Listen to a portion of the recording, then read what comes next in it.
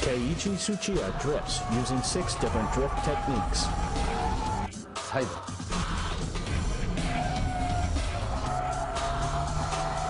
Shift lock.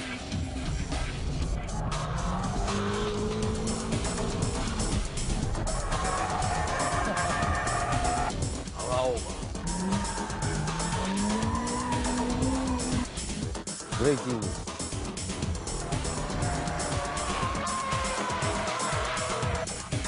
Paint. Axle off.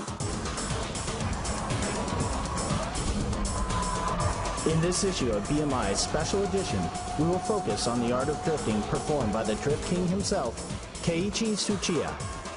We'll go through all 6 basic techniques essential to drifting and further analyze how Tsuchiya is using these techniques from various camera angles. Let us guide you to the world of the Drift King's Drift Bible. First of all, we'll take a look at how a drift machine should be tuned and modified. Looking at this S14 Sylvia with limited modifications to only the suspension area, you can say that drifting is not about power. Going sideways, relying on only brute power, is not what Tsuchiya aims for. So how should a beginner set up his or her machine to drift like the king? Okay, so what's the least amount of tuning you need to drift? We had lots of stuff done to our car right here, but you don't need to go all crazy to start drifting. First of all, you have to start with the suspension. Then you should also change the brake pads and brake fluid, but that's about it. And if you're lucky enough to be able to spend some more, upgrading the CPU, exhaust system, seats, steering, and shift knob may be a good idea. And as you improve, maybe changing LSDs might be good in the future. Anyway, what I want you all to understand is that you don't need loads of money to enjoy the sport of drifting. Let's check out the 6 basic techniques that Tsuchiya actually applies to drift. See how Tsuchiya triggers the tail to slide with each move. To make it easier to analyze each drifting procedure at low speeds, we'll use the second hairpin at a Bisu circuit going counterclockwise. To begin with, I'll show you what I was doing back in the days, long before anyone recognized me. This should be the entry-level technique for all novice drifters. First of all, I cut the spring shorter on my car, and then you go out and turn your car sideways. There's no difficult weight transition involved here. We'll first use the e-brake to go sideways. Then we'll try what's called the shift lock, and then on to the power drift. That doesn't require much skill. I'll show you these 3 techniques.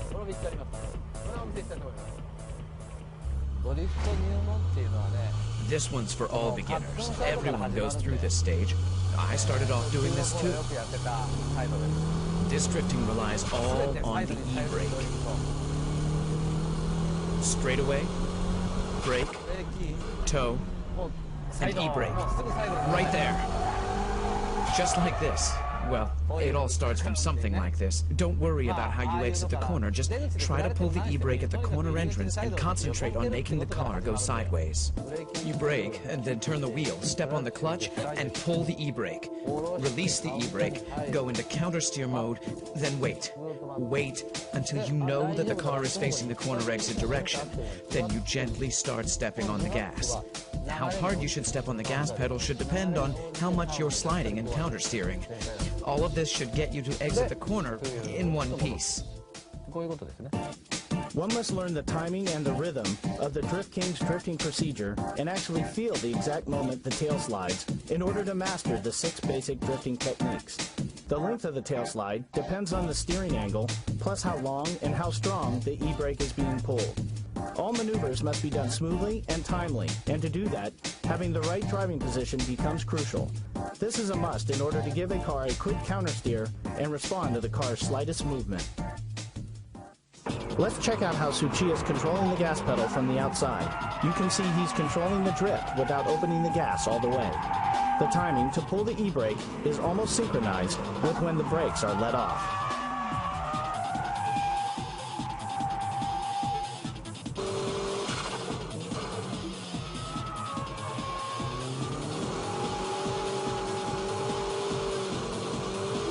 The second technique is the shift lock. Notice that Tsuchiya's right foot is not doing the heel and toe move. Okay, let's now look at the shift lock. I used to do this on snow and wet surfaces. I don't recommend to do this on dry roads, but here we go.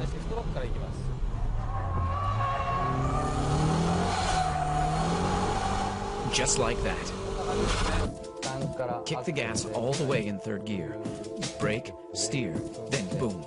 You let the clutch go without using heel and toe. The rear will suddenly lock. Then you slide, counter steer from here. Rest is the same as a side brake drift. The corner entry procedure is the same as the side brake drift. The important point here is when to release the clutch. Tsuchiya lets off the clutch just as he eases off the brake and steers in. His braking only lasts for 2 seconds. It's like brake, brake, gas. The tail slide occurs right as he steers into the corner. This is how the car starts drifting from the corner entrance.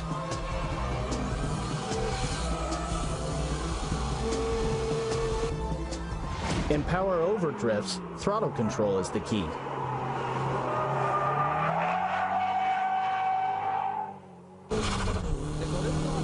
I used to do this when I couldn't drift yet. I'd brake like this and try to drift, but I couldn't because I was too scared. So the only thing I could do was to step on the gas all the way at the corner exit. I used to practice this on the snow as well. When you can't do anything about the strong understeer at the corner entry, you should try this on snow or on a wet surface to practice. Steer into the corner even if you feel the understeer, and at the corner exit, just floor the gas and make your car go sideways, and as you exit, countersteer. This should be the easiest way to drift at the entry level rather than side brake drifting and shift lock drifting. You should practice this on a slippery surface, and remember not to step on the gas until you reach the corner exit point. Because if you give too much gas before this clipping point, you'll end up understeering. In this case, the corner entry is the same as before, gradually opening up the gas until the clipping point. Then Tsuchiya loosens up the gas for a moment, and then he kicks in the gas pedal to get the tail sliding. Power over drifting needs strong front tire grip. This is the reason why Tsuchiya loosens the gas to make the weight shift to the front. By this time, you've mastered the entry-level drifting. And if you're in control of the car's weight transition, you can pull your e-brake lightly. Just a tad so that people watching can't even tell you're pulling the e-brake. Then you'll learn how to drift using shift lock and braking. But this entry level is a good starting point for all beginners. How is the weight transition being done? Let's check out the braking drift.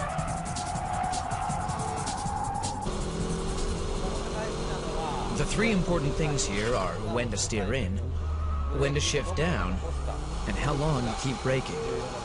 These are the three most important factors. Okay, I'm in third gear, I'm stepping on it, I'm speeding, then brake. How much you brake is crucial.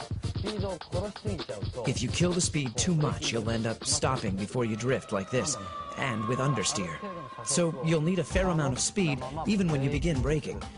Slow down to about 70% on the straightaway, then let go. Let go of the brake and steer into the corner. Here, you're a little overspeeding. If you brake through the corner, you'll end up with understeer. So first brake and then turn, heel and toe and steer in towards the clipping point. You'll be overspeeding here as well. Then you shift down to second gear while leaving your foot on the brake.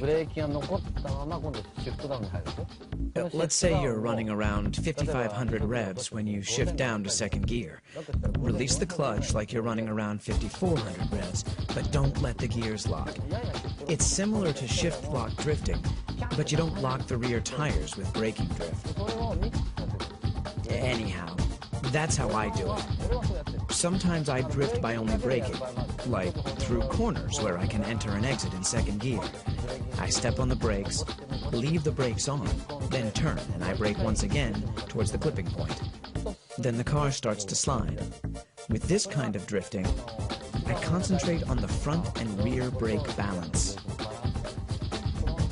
If only the front brakes work and the rear don't, it's impossible to brake drift. You can't control the shifting weight of the car if only the front brakes work. Obviously, braking is the key here. Tsuchiya is not braking hard at all. He's stepping on the brake with a certain rhythm to adjust the speed. If you coordinate the steering work to the braking, you're a step closer to Tsuchiya's braking drift.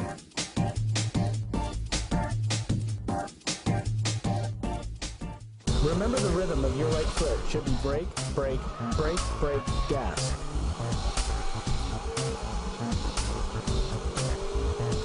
Steering into the corner and shifting down should be done simultaneously.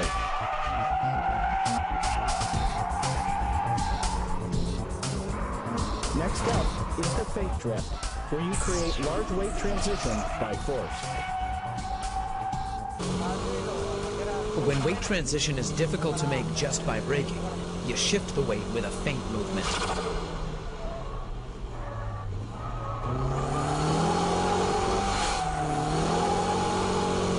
Quickly steer like this, and at this point, my foot is off the gas. And when I juke the car like this, the car bounces back with the weight, and that's when I step on the gas pedal. It's just like a pendulum, and you use that return force to make the weight transition. Here too, I've stepped on the gas, all the way for a second, before I let go, in order to get the car to slide. Once the car is in sliding mode, release the foot from the gas, and control. I used to do this a lot on snow. If you're going too slow, you have to step on the gas to make it happen. But if you're going fast enough, and you steer to the left and quickly steer back to the right, your tail will automatically start to slide. But you know, I wasn't that good back then, so my car would lose speed while I was doing all that. That's when I learned to give the car some gas to make the car slide, so that I can drift, even at such speeds. Because of the inertial force from the feint action, the braking doesn't have to be as strong as the braking drift. It's all physics and dynamics, but the rhythm of the right foot is always the same.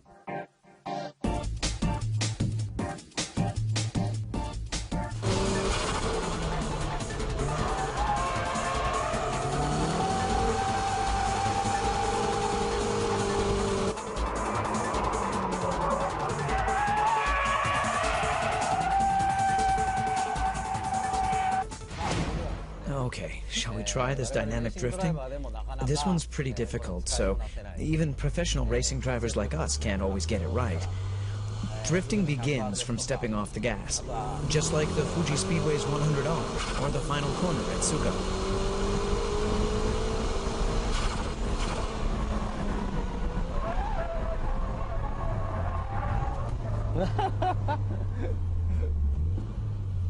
Unbelievable. That was awesome. It's so tempting to brake. Here in Ebisu, this 100R corner is a third gear corner. You step on the gas all the way in third gear. And the difficult part is where you release your foot from the gas pedal for a second.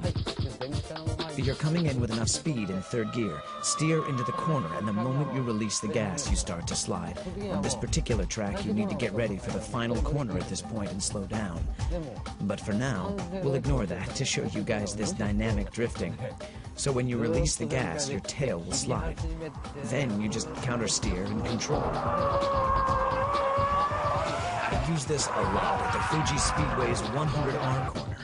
I charge in without braking and just instantly let go of the gas. And when the tail starts to drift, I just counter steer and slam on the gas as I exit the corner. You do this at the final corner at Tsugo. There are some cars that can plunge into the corner without braking at all. In a Miata, you can dynamic drift in Maze, go right in at full speed, and by releasing the throttle, you can initiate the tail slide. From there, it's just counter steering and stepping on the gas again at the exit.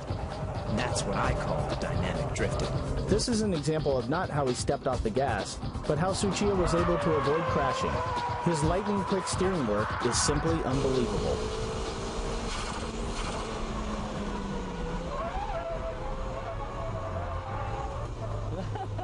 So that was dynamic drifting, which is the ultimate form of all drifting.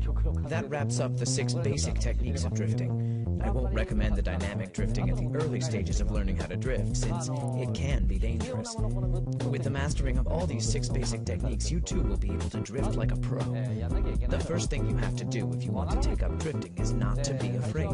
Try to have fun. Don't think too much about weight transition, dynamic drifting, and your suspension setup. Visit a track, go out there and start pulling the e-brake. That's the best way to learn how to drift. After you get the hang of it, try to use all 6 techniques in various corners. Take your car to as many tracks as possible and try different styles of drift. And again, be safe and have fun. The art of Tsuchiya's drifting is that no matter which track it is, or what car he's driving, he can drift beautifully. Why is this possible? Let's see why Tsuchiya is called the Drift King at Maze Circuit.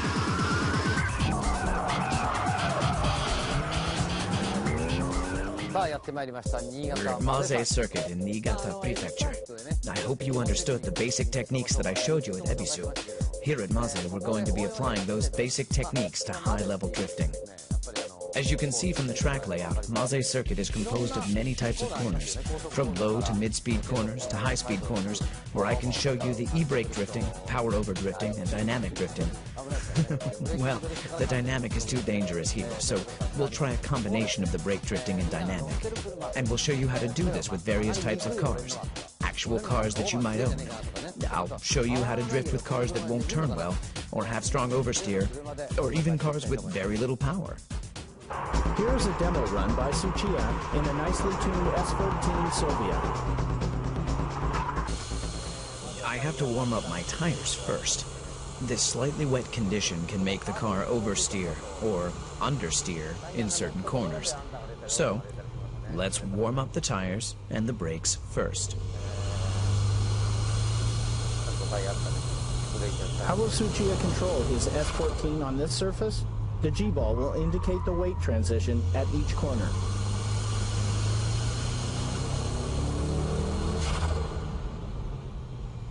It's wet here, so I'll just pull the e-brake to avoid the understeer. For the first couple of laps, I'll demonstrate the braking drift with this K-Office S14. This S14 is modified with a great suspension system that allows the car to perform high-speed drifting. I should be able to clear all corners with the braking drift.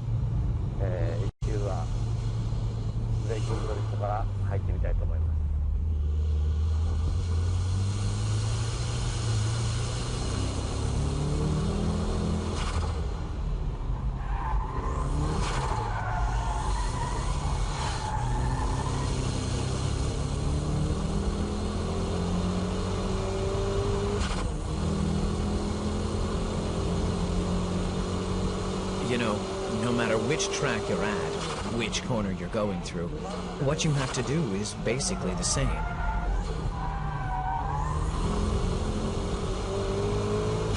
It doesn't matter if you're in Ebisu or Maze. It's the same thing.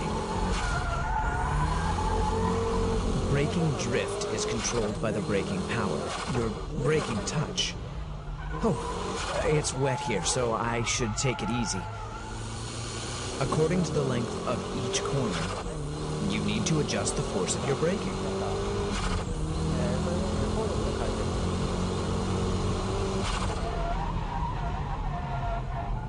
I went into that corner too fast.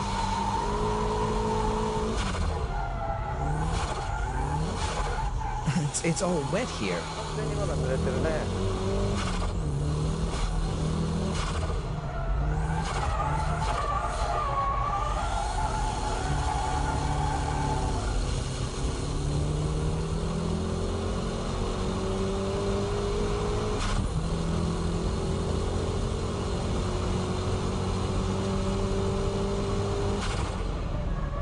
See?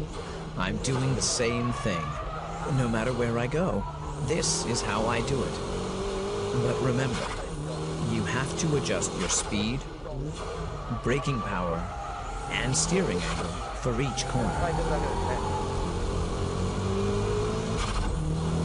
What do you do when it's all wet like this? Just pull the old e-brake.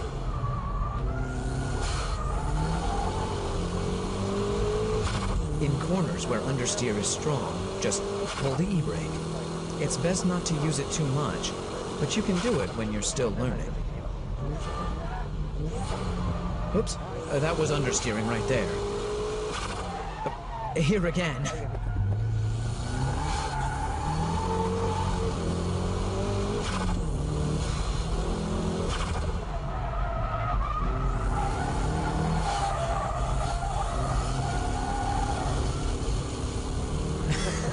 My drifting is a bit wild, isn't it?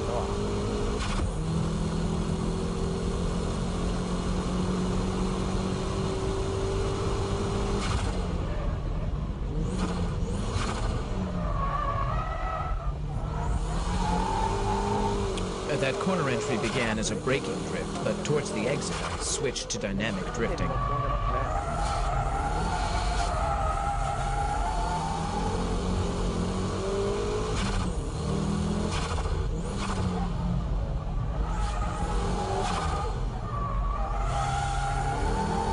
Here I'm power drifting at the exit.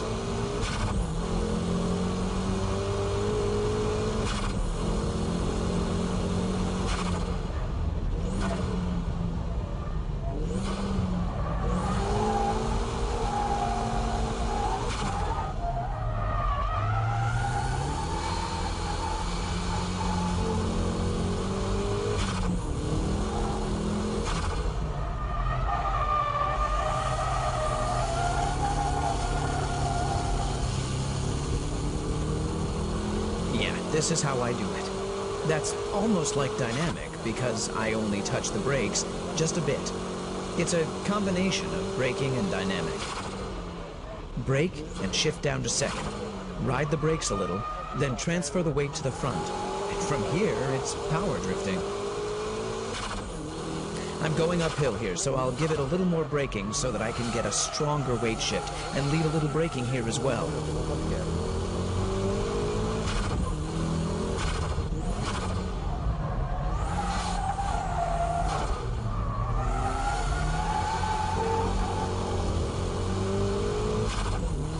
On the S-curves, the faint drift should be used.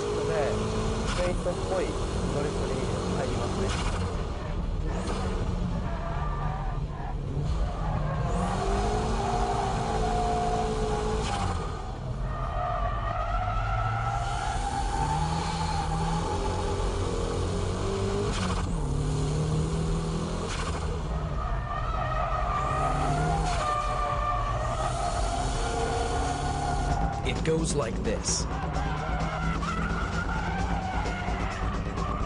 Anyway, like I said, what you do is the same no matter where you go. In braking drifts, just remember to leave that foot on the brake until the weight starts to shift, synchronizing it with your downshifting to third and to second gear.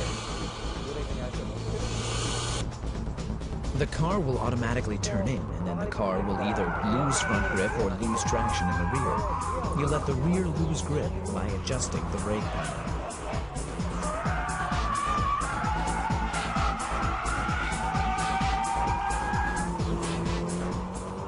Let's check out how the S14 is acting on this final corner from the outside camera. This well-balanced S14 Silvia goes into braking drift by a light touch of braking and smooth steering work.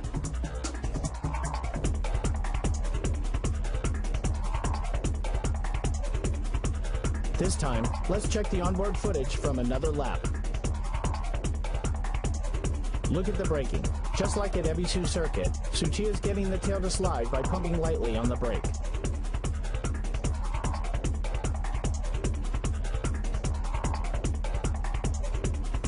As Tsuchiya countersteers, the G-balls are intact and moving towards the rear very smoothly. A beautiful drift must have smooth weight transition. Pay attention to the angle of his countersteering and throttle control.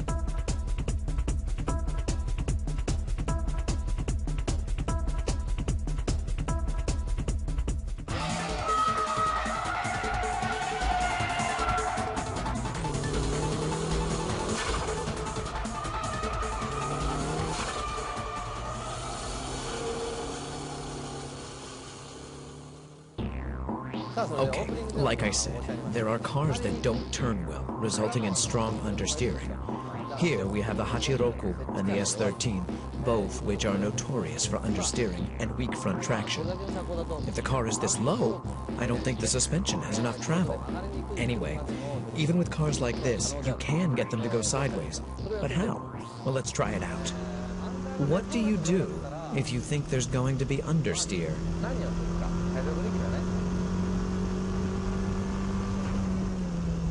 Remember, pull the e-brake.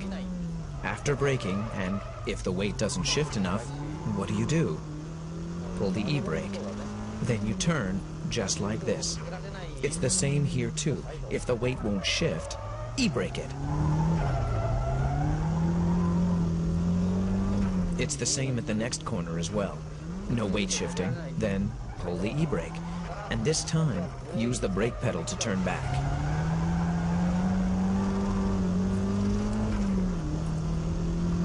That wasn't so hard, right?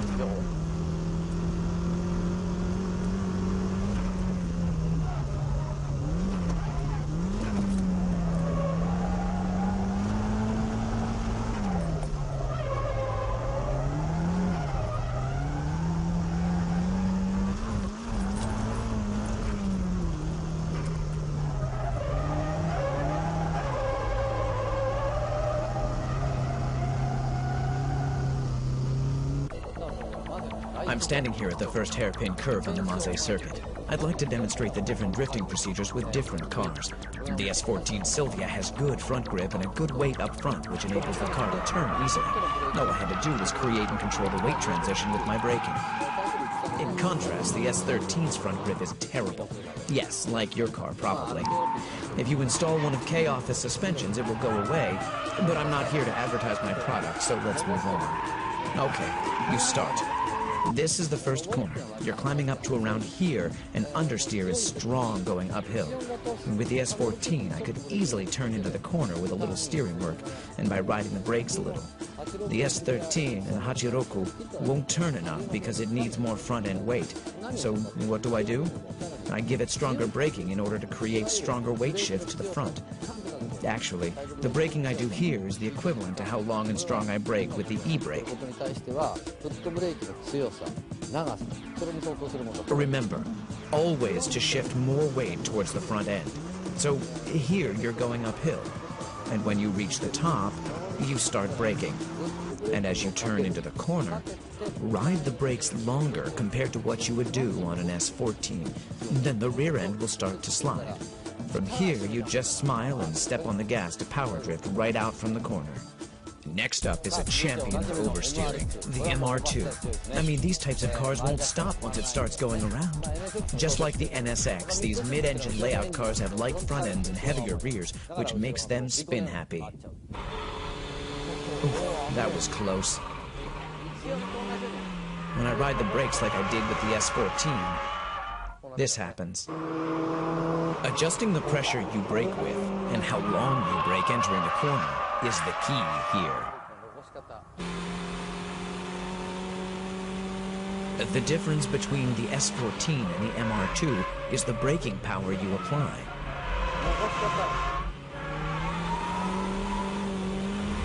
The braking time I ride into the corner is only about half of what I did with the S14.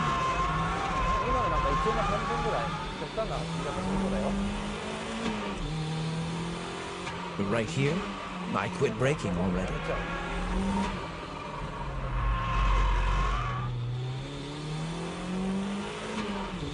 And the braking pressure itself will be weaker compared to the S14. Of course, the method to decrease speed is exactly the same, but here, you leave the brakes on. That's the difference. Here, you begin your countersteer a bit earlier.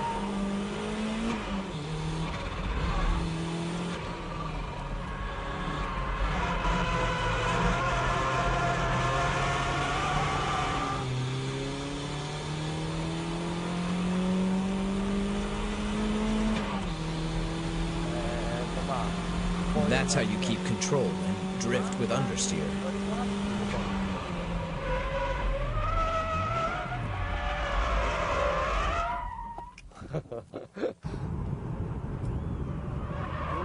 Oops. Yeah, I thought I had that one. But hey, even monkeys fall from trees. The car had too much speed on that one. So, the important thing here is to keep the weight transition small. Delicate weight shifting is the key here. Like here, I go in like this, but I'll let go of my brakes early. You can tell by looking at the G-ball that the weight transition is smoother compared to the S14. This is how you drift with cars that have strong oversteer. You countersteer as soon as the tail slides. Earlier countersteer is important, and the speed, you have to start countersteering at high speeds like this.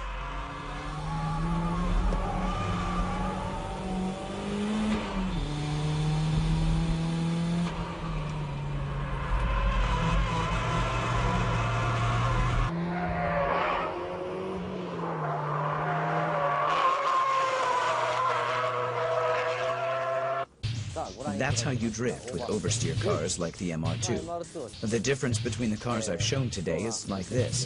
The S13, the car with strong understeer, needs big weight shifting. The S14, which has neutral steer, only needs braking drift technique to go into the corners smoothly. Whereas strong oversteer cars, like the MR2, need stability as you brake into the corner. You're carrying a heavy load of weight in the rear that makes the car unstable and wobbly when you're going in. So, stabilize the rear weight and go into the corner, adjusting the amount of your braking according to the steering angle. The amount of weight transition is about half of what you have with an S14. And with only half the pressure on the brakes, these cars can turn in at the same angle as the S14. The S14's countersteer is sharp compared to that of the MR2, so what must be done on the MR2 is the exact opposite. When you steer in, let off the brakes early. The tail end will react and start to slide. Then you countersteer. On the S14, I countersteer at this rate, but on the MR2, I steer like this and wham. That's the kind of difference in steering speed. But the important thing here is the speed of your countersteer. Not just here on the first hairpin, but here on the S-curve, and right here as well. When going downhill, the weight becomes larger, so the rear becomes easier to get thrown out. So it's better to turn small here on the first one, so that you can drift on the second corner. The same here. You don't want any understeer or get thrown towards the outside on the first one, as these cars with strong oversteer won't be able to recover by the second corner that's coming right up. So, just turn small on the first one, and on the second one, just lightly step on the brakes or let go of the gas to get the momentum change. Then you can control with a quick countersteer. Compared to FR cars, these mid-engine cars have good traction. Therefore, the driver has to act quickly and perform the next move earlier. You can wait for the tail slide to ease down a bit before you hit the gas on FR cars. But on these mid-engine cars, you don't wait. But you hit the gas while the car is still sliding. You have to get the car to power slide immediately. And without stopping the tail slide you're in during the midsection of the corner. Everything has to be done earlier on mid-engine cars compared to FR machines. Mid-engine cars, like the MR2, have heavier loads towards the rear compared to FR cars. So mid-engine cars tend to have a stronger grip with the rear tires. Hitting the gas early makes the rear tires lose traction, which enables the car to slide and drift.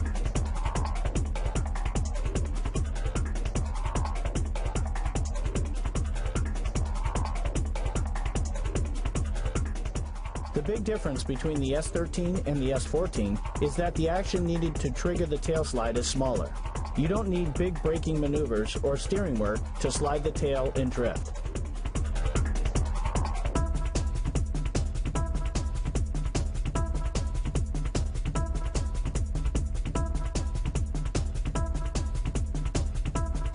Further, by checking the different laps, you can see Tsuchiya stepping on the brakes with more pressure, but the tail doesn't slide. So he gives it gas, but even that doesn't make the car slide. The last thing he did was letting off the gas to get the car to go sideways. This proves how Tsuchiya can instantly change his applied techniques according to the situation he is facing.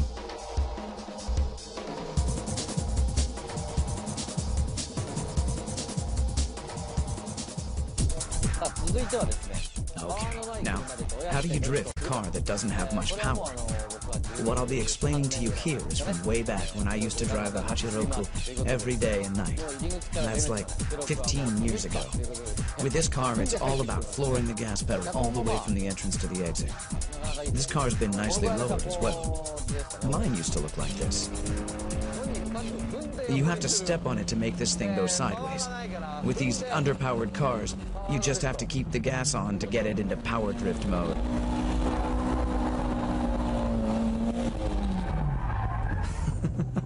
I just killed the power. But it's great that I can constantly floor this thing.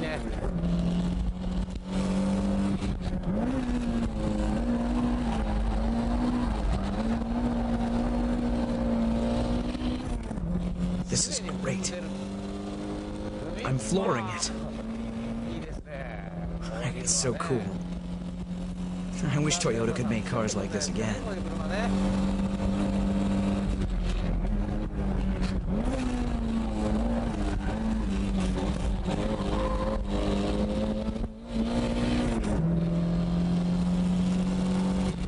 Shift down and put the pedal to the metal.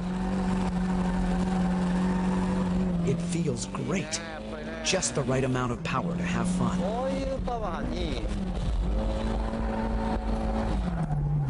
This kind of power is just right for these M7 tires.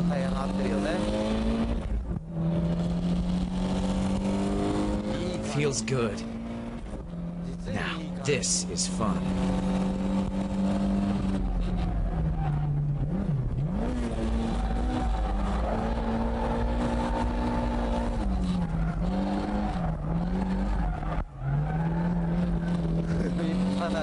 I'm literally flooring it the entire way.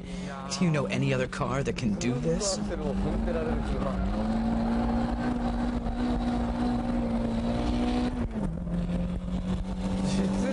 It's just great. What I'm doing is simply turning the car with the gas pedal.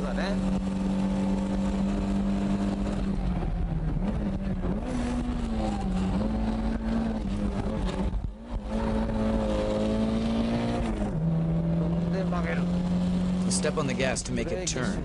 Brake and shift down, then step on the gas again. Step on it to let the rear go. You have to keep revving it within the torque band.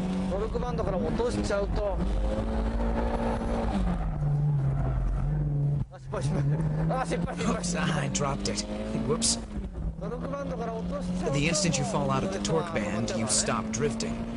So make sure you rev it up enough to keep it up there.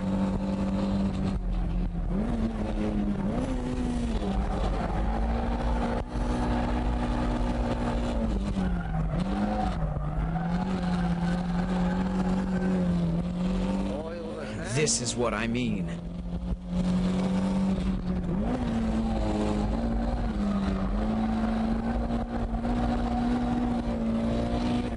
So, how was drifting with an underpowered Hachiroku? This car is a classic, and it will be a classic for years to come. Did you know I taught Takumi from Initial D how to drift in one of these? Okay, the first hairpin, what am I doing? I'm simply turning the car only with the gas pedal. This is the biggest difference from other cars. This is quite a technique, definitely for advanced drifters. You need to use this here on the first hairpin, and here on the S-turn. And here. I use a combination of the braking drift and dynamic drift. It's the same here as well, but on the final corner, these old cars have tendencies to understeer. So, what do? You step on the gas and turn the car sideways. Let's check the steering work for the first corner. You come down the straightaway in third gear, so shift down to second. Steer into the corner. But the car is understeering, step on the gas all the way and let the rear slide. Then you let go of the gas and wait. But if you wait too long, you'll lose too much rev, and your drift power will stall. So, after you give it gas all the way to make the tail slide, countersteer. And as you do this, place your foot on the gas, just to keep the rev within the torque band. This is how you drift right from the corner entrance to the exit. And this is also the reason why an underpowered classic like the Hachiroku can go up against the high-tech power machines of today. I'm turning using the gas pedal at all corners. You know, you may be able to drift in other cars, but drifting through the corners from entrance to exit in an underpowered car is a tough task to pull off. And that's why people who say they can drift in a Skyline, Supra, MR2, or a Silvia can't always go sideways in a Hachiroku. This is because you really need to know your stuff to keep the underpowered car drifting through corners. And to get this done, you must master the 6 basic techniques to make your drift perfect. Let's check the Hachiroku on the final corner. In this corner, a standard braking and shift lock triggers the car to drift. But the throttle control from here is different. Tsuchiya floors it immediately to keep the car sliding all the way from the entrance to the corner exit. He's purposely letting the wheel spin a bit so he can control the tail slide with little power. He's driving while constantly maintaining loose traction. These 6 techniques and their various application make the Drift King go sideways. How did I become the Drift King? I can only say that I was driving day and night. I guess people call it practicing and hard work. But to me, I was just having fun out there. To enjoy driving, or shall we say practice for now, all you need is some safe, clear space. This will be enough. Let's start with a 180-degree turn. The first thing I tried, right after I got my driver's license, is this. Pull the e-brake, and try to end up facing the direction I came from. In my days, it was cool to be able to do this and get it right.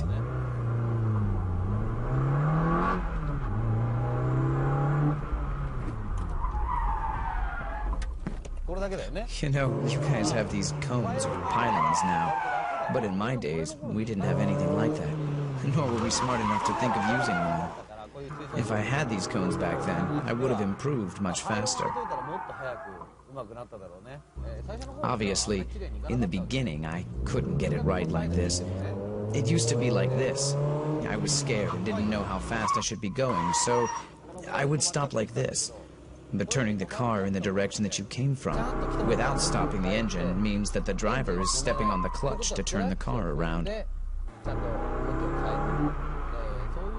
In the beginning, it's okay to mess up and stop facing the wrong direction, or even stall the engine. But don't get scared. Just try it in a safe, closed environment.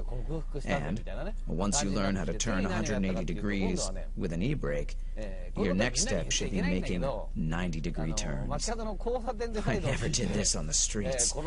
The important thing is to keep trying, and of course, practice in a safe place. Turning 90 degrees is a cool trick. Let's say this is a right-angle corner, and you go like this. This 90-degree turn is easy once you get the hang of pulling the e-brake, adjusting your speed, and countersteering to face the right direction. Once you master these 2 techniques, you'll want to install an LSD. You'll be able to turn 180 degrees and move on to doing 360s without stalling the engine. But remember, this is after you've completed the 90 and 180-degree turns. Believe me, you will be able to do this only if you know the basic techniques of sliding the car from a simple tail slide to a power slide, adjusting the drifting with your gas pedal. The LSD really comes after you master the basic techniques. The important thing here is to discover how much fun it is to play with your car. Like here, I can turn just by pulling the e-brake. When you learn to do this correctly, you'll want to do it on the track. The main objective of this special training program is that you have fun driving your car. If you have fun, you'll be calm enough to sense the behavior of your car, and at the same time, you won't be scared of your tail sliding anymore. Tsuchiya says that if you go through these training programs, you'll be able to drift on track for sure. Watching this DVD should enable you to look over the weak points of your driving, and from there, try out the various drifting techniques that Tsuchiya has illustrated. The lesson continues.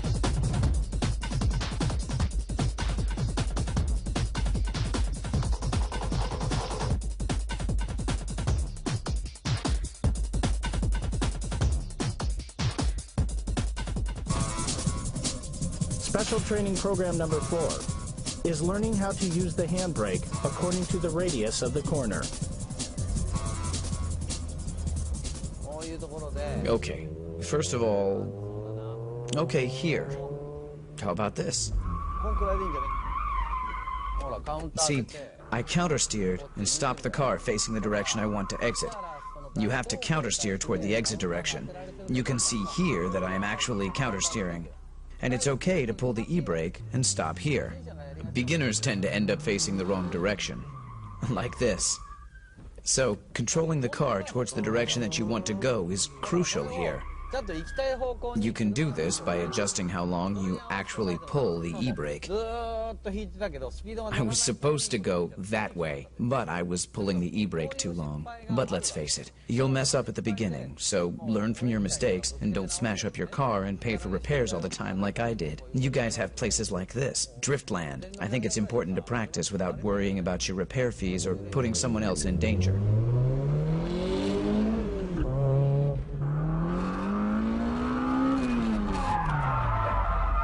See, here. I'm pulling the e-brake too long, letting the car slide too much.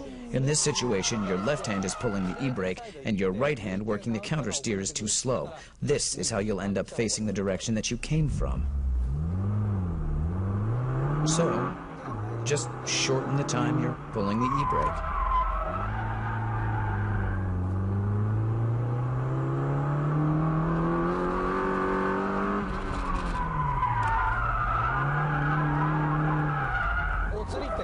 This is what happens when you steer too much. This was a good example. As you just saw, I began countersteering too late, and then I recovered the countersteer too late. As a result, my car just lost control. If all my steering work was done earlier, I could have avoided this.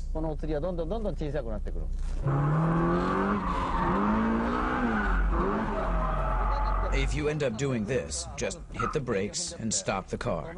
Take a deep breath and calm down. You won't get anywhere trying to recover from this state, so just stop the car and chill, okay? And start from zero all over again. Okay, let's review the training program. I admit that this training needs effort, but you want to have fun too. So find a safe place to practice and start from the 180-degree turn. Then try the 360, but you need an LSD to do this. Then the 90-degree turn. And when you learn all this, come to a track like this one to practice, where you can find something like this. To practice doing donuts, you need an LSD. Come to a track like this to practice pulling the e-brake along the actual radius of the corner. If it's a 90-degree corner, just pull the e-brake for a second, countersteer, and then hit the gas. For 180, which actually is a U-turn, you need to keep pulling for at least 1 second to let the tail slide. So practice and learn to get the feeling of what kind of speed, angle, and steering work is needed for various turns. I said practice, but you'll have so much fun, you won't feel like you're practicing at all. You'll have a lot of fun, I can guarantee that. Until you can do all of this with your eyes closed, you'll be spending a lot of your pocket money on tires. You know, if you can't afford new tires, just get some nice ones for the front and go to a scrapyard for the rear tires. Used tires from a scrapyard can be put to good use on a drift machine. After you practice with used tires and become better at drifting, well, let's say you can countersteer and kick the gas in towards the corner exit and drift properly once every 3 times. You're now ready to get some good tires on all 4 wheels. At this point, you should be wearing the same tires in the front and the back. With new tires, you're dealing with real grip. And here, maintenance is very important. If you are like me, and you love cars, you have to take good care of them, right? If you practice like this, with your e-brake all the way up here, if you leave it, you're out. Your e-brake should at least be like this. Sometimes there are guys going like this. I mean, you're not driving a train, for crying out loud. So please, use some sense to maintain your car. I used to adjust my e-brakes once a month. Back then, the e-brake was all I had.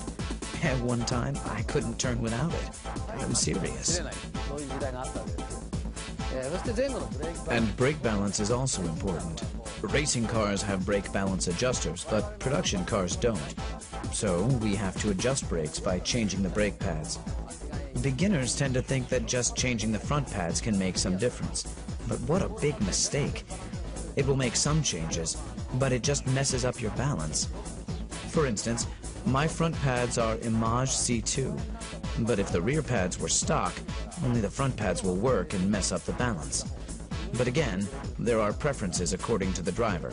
So another important thing is, don't just imitate the pros and simply install pads. You need to find the ones that suit your driving style. I like the linear feeling, but you might prefer ones that need hard braking to get it working, like the Super Sports brake pads. So, choose the right pads depending on your style and the front tire grip. Doing nothing to the rear won't get you anywhere. I assure you, you'll have a hard time in the corners. Say you're in a braking drift, and beginners often pull the e-brake, right? In that case, you need a decent pair of rear brake pads to get the rear tires to lock by pulling the e-brake. Plus, if you're wearing poor grip tires on the rear, it's easier to lock them with decent rear pads. When you become an intermediate drifter, you can now step on the gas when you're tail sliding, right? If you drift for 5 days a week, like I used to, you need to overhaul your LSD once every month or so. This means if you go drifting once a week, you'd need an LSD overhaul at least once every 8 months or so. An LSD that needs an overhaul feels like a viscous LSD, and it's not fun at all. The car won't exit properly, and sometimes kills the drifting.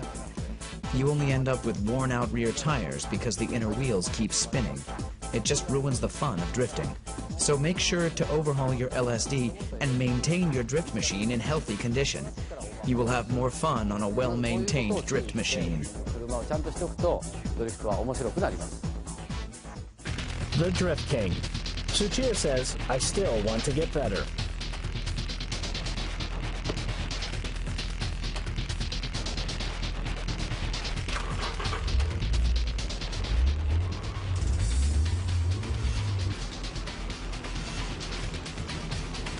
This is Tsuchiya's flat-out drift attack at Ebisu Circuit.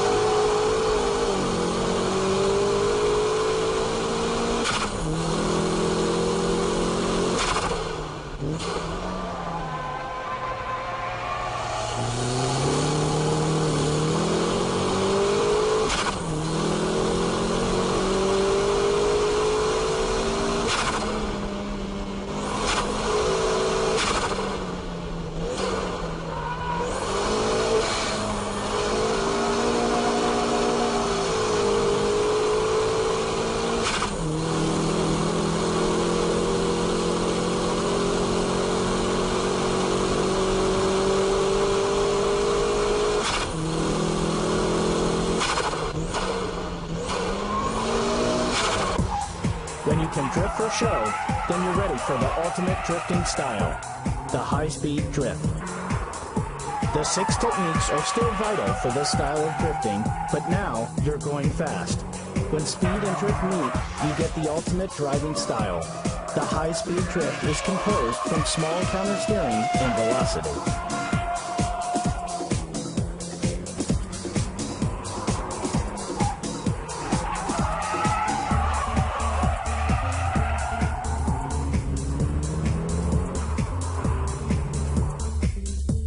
High-speed drift needs braking delayed to the absolute limit, instant steering work, and all-out cornering exit skills. Every movement needs to be orchestrated precisely.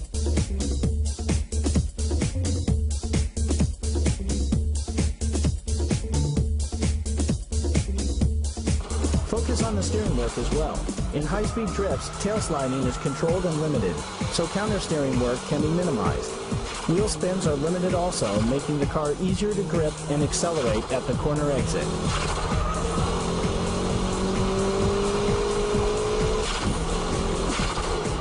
Let's compare the high-speed drift and the show drift laps at Ebisu. Show drifts keeps drifting from the entrance to the exit.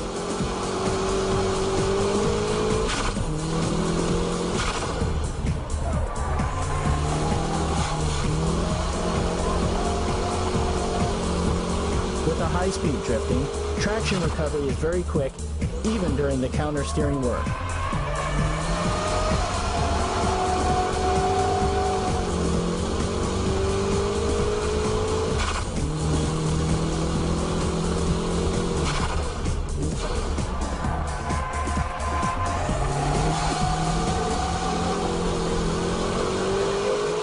The steering angle is kept at a minimum as well.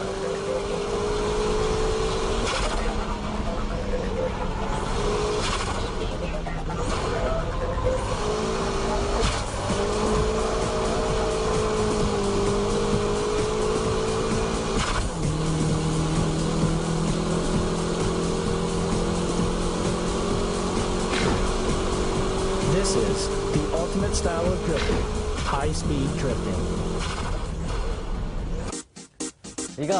So, how did you like the BMI Special Edition Drift Bible?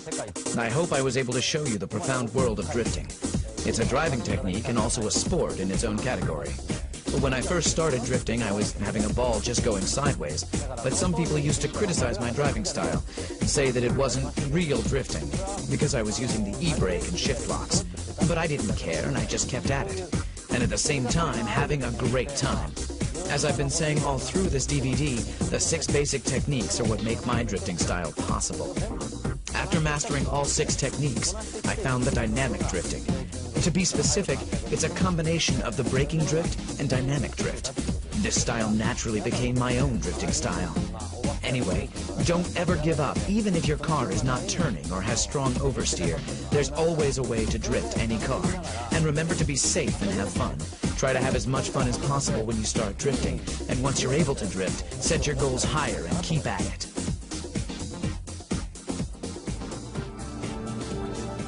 Aim to become the next Drift King.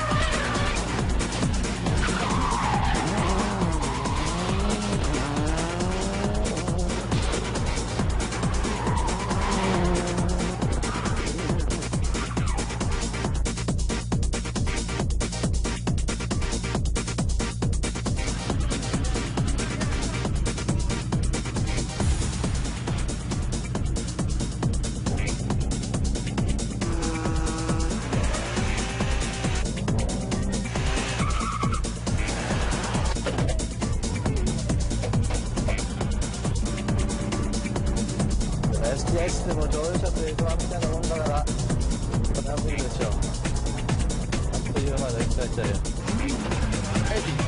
80 left over crest 40 6 left over crest 20 5 right crest over crest long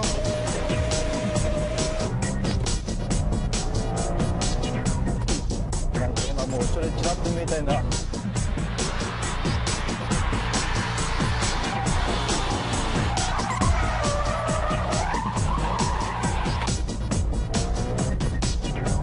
うわーもう来た。